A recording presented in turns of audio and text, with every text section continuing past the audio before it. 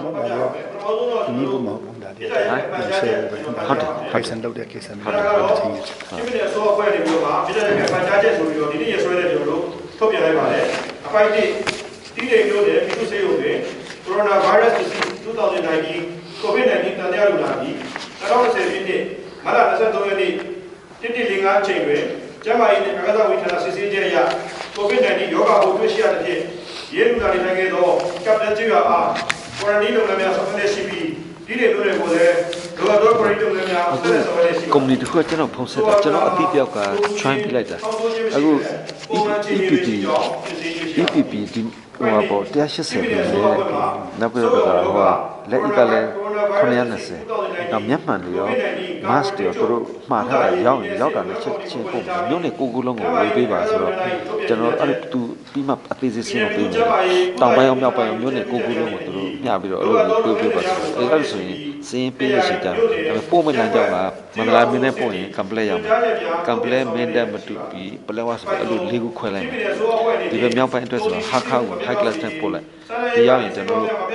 ့ဟာခါဖလန်ထပ်လန်ပြီးတော့တီးစံတုံးကအဲ့လိုဆက်ပို့ပြီးတော့အဲ့လိုပြောလိုက်တယ်နှစ်နေရာပဲကျွန်တော်ဖုန်းနံပါတ်သူကျွန်တော် email တွေရော Viber တွေချိန်မနောက်လဲသူတို့ရတယ်လို့ဆက်တိုက်ပို့ပေးမယ်ပိုင်ကချင်းပြည်နယ်စပေါ်ပွဲမှာသတင်းအချက်အလက်များကိုလည်းလိုအပ်တယ်လို့ထုတ်ပြန်သွားပြီးဖြစ်ပါတယ်။ဖိုက်ကြောင့်ချင်းပြည်နယ်ပြည်သူလူထုမှအောက်ပါအတိုင်းဝိုင်းဝန်းကူညီဆောင်ရွက်ပေးကြပါရန်ပြည်တော်ရက်ခံပန်ကြားပါသည်။ကာကြီးပြည်သူလူထုစိုးရိမ်ကြောက်ကြမှုမရှိစေရေးအတွက်ကိုယ်သေးတို့ပြည်ရင်အောင်ဝိုင်းဝန်းကူညီဆောင်ရွက်ပေးရန်တာဝေဤပနိုင်ငံများမှလာရောက်သူများနှင့်ပတ်သက်၍ဤသာရကျမ်းမာရေးဌာနပုထုေမှုရုံးများသို့သတင်းပေးပို့ရန်မိမိနေအိမ်တွင်14ရက်နေထိုင်ရန်နှင့်ကျမ်းမာရေးဆိုင်ရာပြဿနာတစ်ခုခုရှိပါကကျမ်းမာရေးဌာနသို့သတင်းပို့ရန်ဒါငယ်လူစုလူဝေးဖြင့်ကျင်းပပြုလုပ်သောအခမ်းအနားများပွဲလမ်းသဘင်များဘာသာရေးပွဲများဝတ်ပြုဆုတောင်းခြင်းများလူမှုရေးဝိဇ္ဇာစာရေးဝိပိတ်ကိစ္စရပ်များကိုအတက်နိုင်ဆုံးရှောင်ကျဉ်ကြရန်ဒါကြီးမဖြစ်မနေဆောင်ရွက်ရမည့်နာရေးကိစ္စရပ်များကိုလူဦးရေအနည်းဆုံးဖြင့်ဆောင်ရွက်သွားရန်ဒါကျမ်းမာရေးနှင့်အာကာသဝန်ကြီးဌာနမှထုတ်ပြန်သောအကြံပြုချက်များနှင့်ချင်းပြည်နယ်စိုးအဖွဲ့မှထုတ်ပြန်သောအမိန့်ကြေညာစာများကိုမပြတ်မကွက်လိုက်တာကြားရန်ဆိုပြီးတော့ပြည်သူအားလုံးကိုကျွန်တော်တို့ဖတ်ကြားချက်ဖြစ်ပါတယ်။ဆက်လက်ပြီးကျွန်တော်တင်ပြပါကတော့ချင်းပြည်နယ်စိုးအဖွဲ့အနေနဲ့သက်ရှူလမ်းကြောင်းဆိုင်ရာယောဂါ Coronavirus Disease 2019 COVID-19 ကြိုတင်ကာကွယ်နိုင်ရေးနှင့်ကူးစက်ပြန့်နှံ့မှုမဖြစ်ပေါ်စေရေးအတွက်အများပြည်သူသိရှိလိုက်နာဆောင်ရွက်ရန်အမိန့်ကြေညာစာကိုဒီကနေ့1382ခုနှစ်တကူလာဇန်1ရက်2020ပြည့်နှစ်မလ24ရက်ရက်စွဲနဲ့ရုံးမိတ်အမှတ်15/2020ဖြင့်ထုတ်ပြန်လိုက်ပါတယ်။အပိုက်1ကမ္ဘာနိုင်ငံများတွင်ကူးစက်ပြန့်နှံ့လျက်ရှိသည့်အသက်ရှူလမ်းကြောင်းဆိုင်ရာယောဂါ Coronavirus Disease 2019 COVID-19 ကိုကမ္ဘာ့ကျန်းမာရေးအဖွဲ့ World Health Organization WHO က17ရက်3/2020ရက်နေ့တွင်ကမ္ဘာလုံးဆိုင်ရာကပ်ရောဂါ pandemic အဖြစ်သတ်မှတ်ခဲ့ကြောင်းနိုင်ငံတော်သမ္မတရုံး၏13ရက်3/2020ရက်စွဲပါပြည်သူများသို့ပန်ကြားချက်အရသိရှိရပါသည်မြန်မာနိုင်ငံအနေဖြင့်လည်း13ရက်3/2020ရက်နေ့တွင်ကာကွယ်ထိန်းချုပ်ကုသရေးဗဟိုကော်မတီကိုအမျိုးသားအဆင့်ဗဟိုကော်မတီအဖြစ်တိုးမြင့်ဖွဲ့စည်းပြီးသည့်ဖြစ်တဲ့အပြင်ချင်းပြည်နယ်စိုးအဖွဲ့မှလည်းအဆုတ်ရောင်ယောဂါ Coronavirus Disease 2019 COVID-19 ကာကွယ်ထိန်းချုပ်ကုသရေးပြည်နယ်အဆင့်လုပ်ငန်းကော်မတီကိုဖွဲ့စည်းထားရှိကာကျန်းမာရေးနှင့်အာကာသဝန်ကြီးဌာန၏ထုတ်ပြန်ကြေညာချက်ပြည်နယ်ပြည်သူ့ကျန်းမာရေးကုသရေးဦးစီးဌာန၏အကြံပြုချက်များနှင့်အညီလိုအပ်သောလုပ်ငန်းစဉ်များကိုဆောင်ရွက်လျက်ရှိပြီးခရိုင်မြို့နယ်ရပ်ကွက်ကျေးရွာအုပ်စုအဆင့်ထိညွှန်ကြားချက်များထုတ်ပြန်ဆောင်ရွက်လျက်ရှိပြီးယောဂကြိုတင်ကာကွယ်ရေးလုပ်ငန်းများနှင့်စောင့်ကြပ်ကြည့်ရှုခြင်း Surveillance and Quarantine လုပ်ငန်းများကိုအရှိန်အဟုန်ဖြင့်ဆောင်ရွက်လျက်ရှိပါသည်အပိုက်နှစ်တီးတိမ်မြို့နယ်ပြည်သူ့ဆေးရုံတွင် Coronavirus Disease 2019 COVID-19 တန်တရားလူနာသည်2020ပြည့်နှစ်မတ်လ23ရက်နေ့11:05အချိန်တွင်ကျန်းမာရေးနှင့်အာကာသဝန်ကြီးဌာနစစ်ဆေးချက်အရ COVID-19 ရောဂါပိုးတွေ့ရှိရသဖြင့်၎င်းလူနာနေထိုင်ခဲ့သောကပ်ပလက်ကျွော်အား lockdown နှင့် quarantine လုပ်ငန်းများဆောင်ရွက်လျက်ရှိပြီးတီးတိမ်မြို့နယ်ကိုလည်းလိုအပ်သော quarantine လုပ်ငန်းများဆက်လက်ဆောင်ရွက်လျက်ရှိပါကြောင်းချင်းပြည်နယ်တွင်ကုန်စည်စီးဆင်းမှုမပြတ်တောက်စေရေးစားနပ်ရိက္ခာဆေးဝါးများမပြတ်လတ်စေရေးစီစဉ်ဆောင်ရွက်ပေးလျက်ရှိပါကြောင်းပြည်နယ်အတွင်းဝင်ထွက်သွားလာသည့်ယာဉ်လိုင်းများပုံမှန်ပြည့်စွက်လျက်ရှိပါကြောင်းကျန်းမာရေးဌာနမှလိုအပ်သောစောင့်ကြပ်ကြည့်ရှုစစ်ဆေးခြင်းများဆောင်ရွက်လျက်ရှိပါကြောင်းချင်းပြည်နယ်အစိုးရအဖွဲ့မှသတင်းအချက်အလက်များကိုလည်းလိုအပ်သလိုထုတ်ပြန်သွားမည်ဖြစ်ပါကြောင်းနဲ့ချင်းပြည်နယ်ပြည်သူလူထုမှအောက်ပါအတိုင်းဝိုင်းဝန်းကူညီဆောင်ရွက်ပေးကြပါရန်ပြည်ထောင်ရက်ခံပန်ကြားအပ်ပါသည်ကာကြီး ပြည်သူလူထုစိုးရိမ်ကြောက်ကြမှုမရှိစေရေးအတွက်ကုန်စည်နှုန်းတည်ငြိမ်အောင်ဝိုင်းဝန်းကူညီဆောင်ရွက်ပေးရန်ကာကွယ်ပြည်ပနိုင်ငံများမှလာရောက်သူများနှင့်ပတ်သက်၍ဤစာရကျမ်းမာရေးဌာနအုပ်ချုပ်မှုရုံးများသို့သတင်းပေးပို့ရန်မိမိနေအိမ်တွင်14ရက်နေထိုင်ရန်နှင့်ကျမ်းမာရေးဆိုင်ရာပြဿနာတစ်ခုခုရှိပါကကျမ်းမာရေးဌာနသို့သတင်းပို့ရန်ဒါငယ်လူစုလူဝေးနှင့်ကျင်းပရသည့်အခမ်းအနားများပွဲလမ်းသဘင်များဘာသာရေးပွဲများနှင့်ဝတ်ပြုဆုတောင်းခြင်းများလူမှုရေးတာရေးကိစ္စရပ်များကိုမပြုလုပ်ရန်နှင့်မဖြစ်မနေဆောင်ရွက်ရမည့်နာရေးကိစ္စရပ်များတွင်လူဦးရေအ ਨੇ ဆုံးဖြင့်သာဆောင်ရွက်ရန်ကာကြီးကျမ်းမာရေးနှင့်အကားသားရေးဌာနမှထုတ်ပြန်လျက်ရှိသောအကြံပြုချက်များကိုမပြတ်မကွက်လိုက်နာကြရန်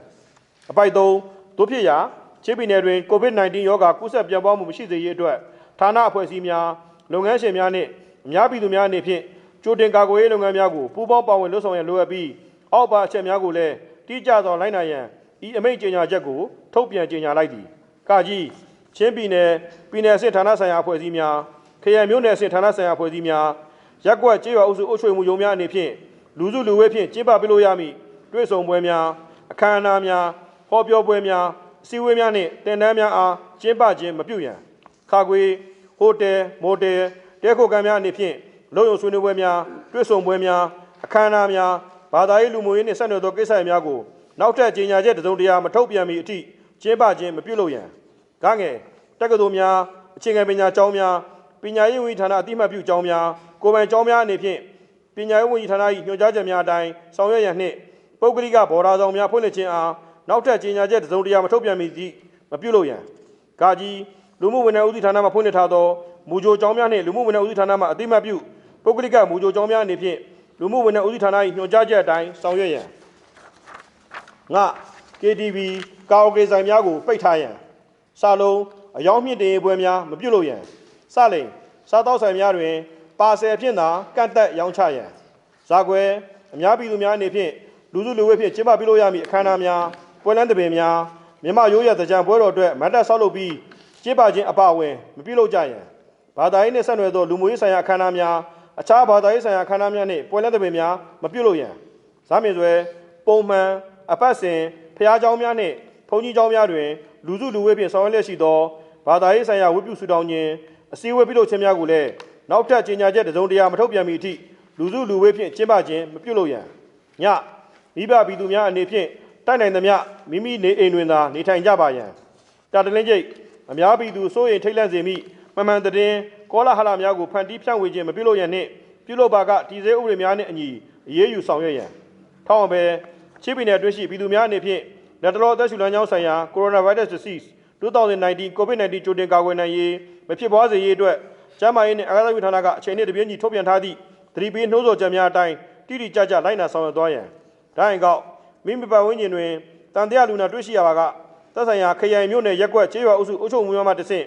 နီးစပ်ရာကျန်းမာရေးဌာနများသို့အမြန်ဆုံးသတင်းပို့တည်ပေးဆောင်ရွက်သွားကြရန်အပိုက်လေးရက်ကွက်ကျေးရွာနေပြည်သူများထံလန်လန်းမီစရန်ရည်ရွယ်ပြီးခရိုင်မြို့နယ်အတွင်းရက်ကွက်ကျေးရွာအုပ်စုအုပ်ချုပ်မှုများကျေးရွာတာဝန်ခံများမှမိမိတို့အုပ်ချုပ်ရေးနယ်မြေအတွင်းပြည်သူထံသို့ပန်ကြားချက်အားအတန်ချက်ဆက်များအသုံးပြု၍ကျယ်ကျယ်ပြန့်ပြန့်အသိပေးဆောင်ရွက်သွားမည်ဖြစ်ပြီးရက်ကွက်ကျေးရွာနေပြည်သူများမှလည်းကျန်းမာရေးနှင့်အာကာသဌာနကအချိန်နှင့်တပြေးညီထုတ်ပြန်ထားသောသတိပေးနှိုးဆော်ချက်များနှင့်ပန်ကြားချက်များအတိုင်းတိတိကျကျလိုက်နာဆောင်ရွက်သွားရန်ဖြစ်ပါသည်။ပိုင်ကဤအမိန့်သည်ကြေညာချက်ထုတ်ပြန်သည့်နေ့မှစ၍2020ပြည့်နှစ်ဧပြီလ30ရက်နေ့ထိအတည်ဖြစ်ကြောင်းထုတ်ပြန်ကြေညာလိုက်သည်။ပြည်내ဝန်ကြီးချုပ်ဆိုင်းလန်လွယ်ကိုစားလူမျိုးဝင်ကြီးပေါင်လုံးမင်ထန်ဆိုပြီးကျွန်တော်ဒီနေ့ထုတ်ပြန်လိုက်ပြီဖြစ်ပါတယ်။ဒီကျွန်တော်ကြေညာလိုက်တဲ့မိန့်ကြေညာစာနဲ့မြေတားရက်ခံပန်ကြားချက်အပေါ်မှာမီဒီယာများအနေဖြင့်ထပ်ဆင့်မိကုံများမင်းမြန်းလိုဘက်ကမင်းမြန်းနိုင်ပါရန်ဖိတ်ခေါ်ပါတယ်ခင်ဗျာ။